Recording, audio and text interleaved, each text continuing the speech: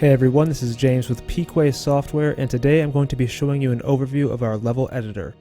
Let's start with creating a new island. We randomly generate the landmass to get you started. You can keep regenerating until you have a base you are comfortable with.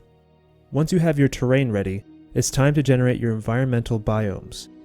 Our biome system is much more advanced than our random terrain generation. It handles multiple operations at once, such as object placement, rotation, and scale, terrain texture painting, masking and Perlin noise, grass painting, and all basic terrain operations. If you aren't happy with the biomes that were generated, you can clear them and regenerate them again, just like the landmass. You can also manually paint these biomes for a much more hands-on approach. Our biome system doesn't have to be limited to creating full natural environments. You can configure biome operations to handle very specific functions needed for level creation. A few examples would be painting dirt paths or roads, painting a cliff texture based on the terrain's angle, or adding a road that travels up the side of a mountain. If you are a hardcore traditionalist when it comes to level design, we still include all the most basic forms of terrain manipulation, texture painting, and grass and object placement that are separated from the biome system.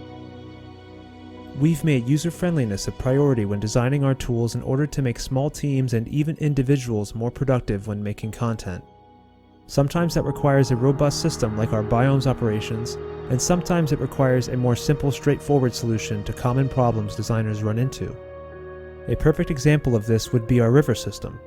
Instead of fighting with custom meshes and trying to get them to perfectly fit together and match your terrain, with our tools you just point and click to lay down a path for your river to go. Once your river is placed, you can manipulate the individual points to change it, giving you full control.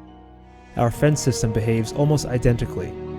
Simply point and click the path you want it to follow, and then manipulate the points after. You won't need to worry about matching the height to the terrain or lining up all the individual pieces of the fence.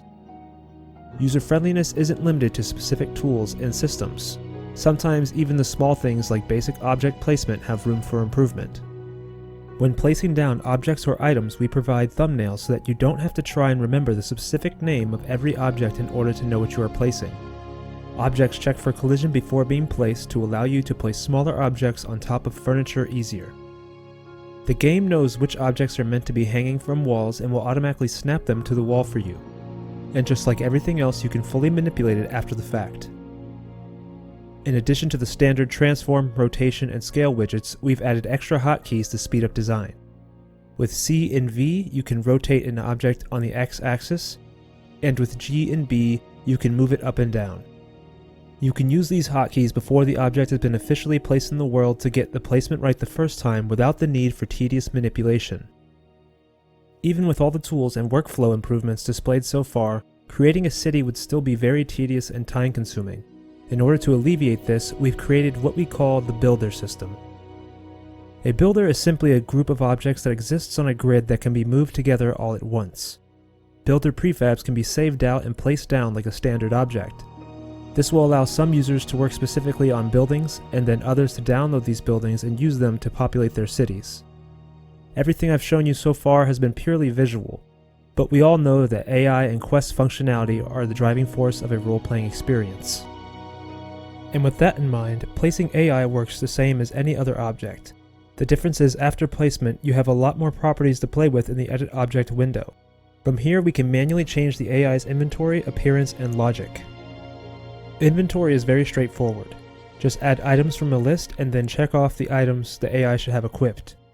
The appearance is also very simple and works just like the character creator, but with a simplified interface. The AI's logic or brain, as we like to call it, is handled through a visual state machine.